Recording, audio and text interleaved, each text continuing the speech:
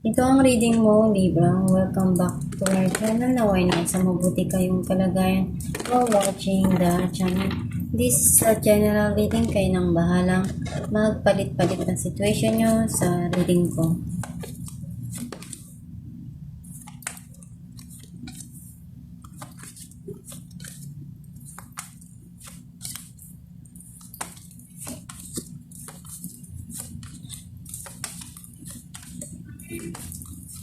At the bottom of the deck, the Star. I feel like yung energy mo dito, nasisense ko na andun yung umaasa ka na mapunuan mo lahat ng mga nangyayari dun sa sitwasyon mo ngayon sa buhay mo, sa pwedeng mga pangarap mo na gusto mong makuha, matupad. Pinagdarasal mo palagi kung ano man yung mga bagay na gusto mo pang maabot sa buhay. Ang mensahe ng card mo, kung ano man yung pinapangarap mo or yung gustong-gusto mo na talagang pinagdasal mo to, ibibigay sa'yo. Ayan na, oh. Andyan na yung mga cup na yan, oh. Napuno mo na at hinihintay mo kung kailan. Ibibigay at ibibigay yan sa'yo.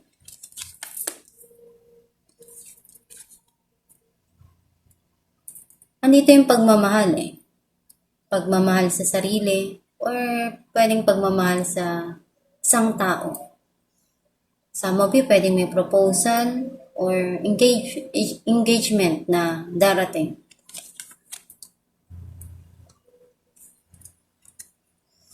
Ito yung bago na haharapin mo.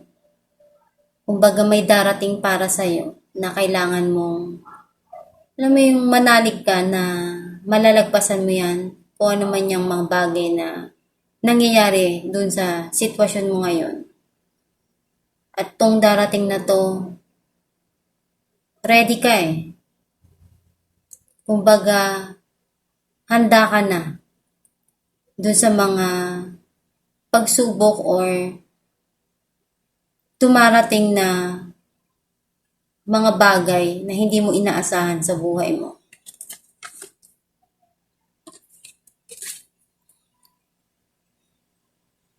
Nagiging masaya ka na eh. Unti-unti ka nang nagiging okay. Unti-unti mo nang nakukuha kung ano yung gusto mo. Kasi andun yung happiness, oh.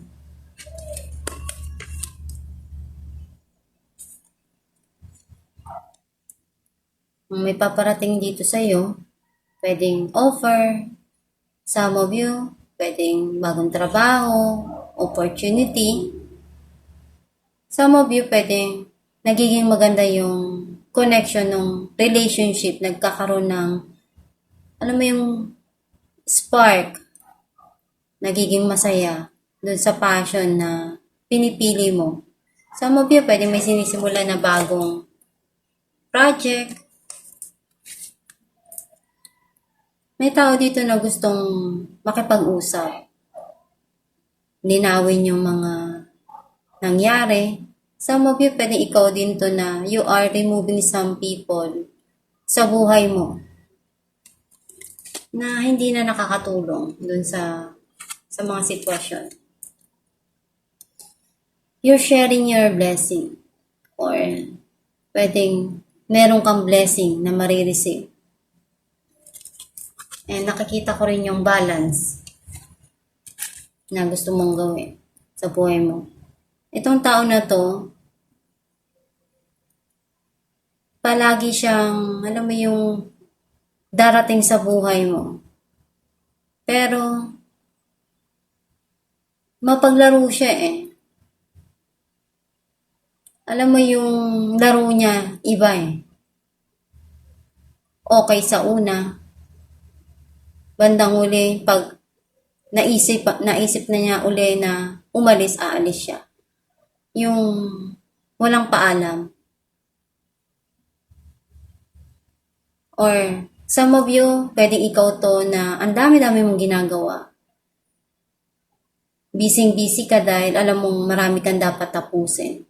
Na project, na opportunity na ginagrab mo.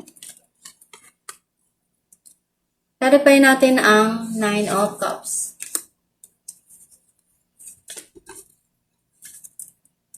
Ace of Wands and King of Cups.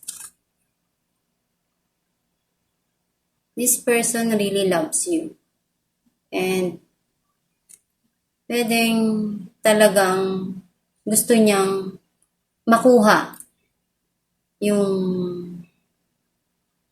connection dahil ikaw yung pinapangarap niya eh.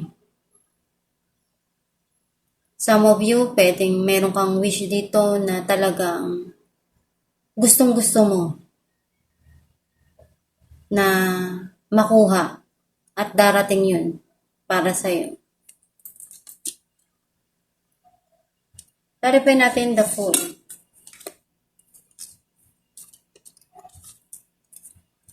The Hermit and Six of Swords. May mga naaalala ka na nangyari sa past mo. Mga pinagdaanan mo, hindi man lahat perfect. Pero alam sa sarili mo na may mga nangyaring masaya doon. May mga malungkot. Pero nag-heal ka. At may mga bagay ka na gusto nang iwanan na para sa'yo, hindi na importante yung mga nangyari na yun. Clarify natin ang Ace of Wands, Judgment, and the Magician. Kung ano man yung desisyon na gagawin mo or yung judgment na darating. Kasi alam mo sa sarili mo na you're doing your best. Yung opportunity na ibinibigay sa'yo, yung mga bagay na dumarating sa buhay mo, ginagawa mo lahat ng makakaya mo doon. Clarify natin ang Six of Pentacles. Six of Swords and the Empress.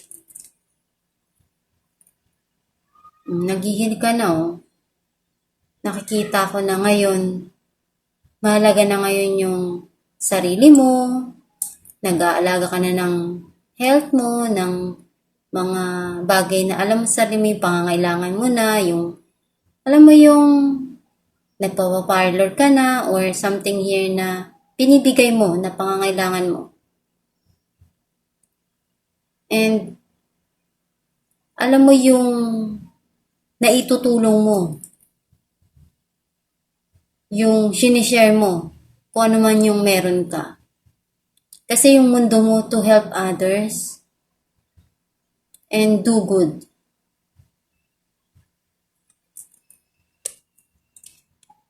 Clarify natin ang Two of Cups.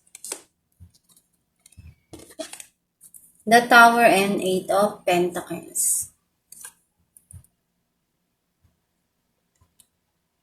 Nagkaroon man ng pag-iwalay doon, pero nakikita ko yung new beginning sa'yo na ginagawa mo lahat, no? Yung pagsusumikap, or ginagawa mo lahat ng effort na makakaya mo doon. You're doing your best. Sobrang sipag mo, busy-busy ka, ang dami mong ginagawa. And nare-realize mo sa sarili mo yung pagmamahal na yun na gusto mong ibigay. Pagmamahal sa sarili at pagmamahal sa mga mahal mo sa buhay. Pwedeng pagmamahal din sa isang tao. Some of you, nagkaroon man ng pag-iwalay, nakita ko na ginawa mo naman lahat ng makakaya mo doon. Kaya wala kang pagsisisi. Clarify natin the Sun. Ace of Swords and Nine of Pentacles.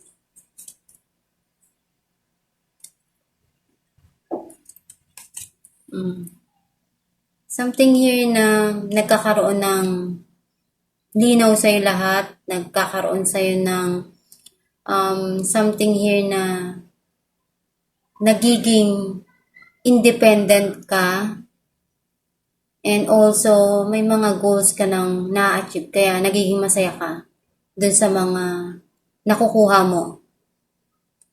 Some of you, nakikita ko dito na may malaking pagbabago mangyayari sa buhay mo. Connected siya sa work. Clarify natin Page of Swords. Ten of Cups and Queen of Swords.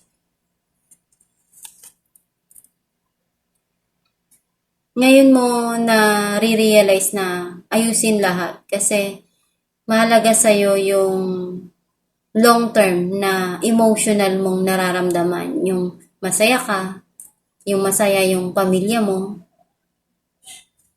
Yun ang pinakamahalaga sa'yo sa ngayon. Clarify natin ang Knight of Wands. Four of Wands and Six of Cups. This person thinks about to come back to your life. Something here na nakikita ko na gustong makipagkita.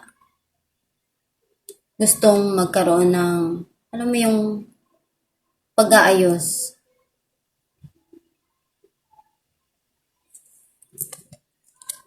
Some of you may involved na bata. Kung wala naman nakikita ko, some of you yung, alam mo yung gusto mong tumulong. Masaya ka dun eh. Yung nakakagawa ka ng mabuti. Alamin natin kung ano mensahe ng iyong gabay. Wedding. Marriage is the union of the two souls, joined in love, mutual respect, and commitment. It signifies a desire to deepen love over time. Your wedding day is a testament to your well-founded faith in love power.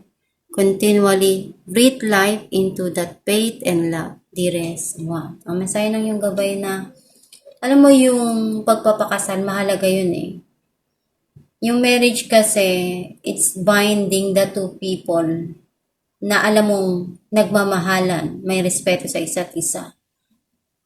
And nagsasama dahil alam nilang nagkakaintindihan sila na through thick and thin is na pagsubok na pagdadaanan nila, nandyan sila sa isa't isa.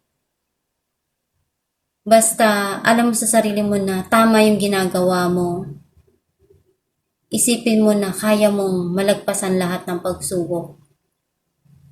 Magdasal lang palagi at sipagan mo lang magtiyaga sa mga bagay na pinagdadaanan mo sa buhay at maging matatag. At itong yung reading libra, kung nakaresonate ka, kindly comment down below. Thank you for watching.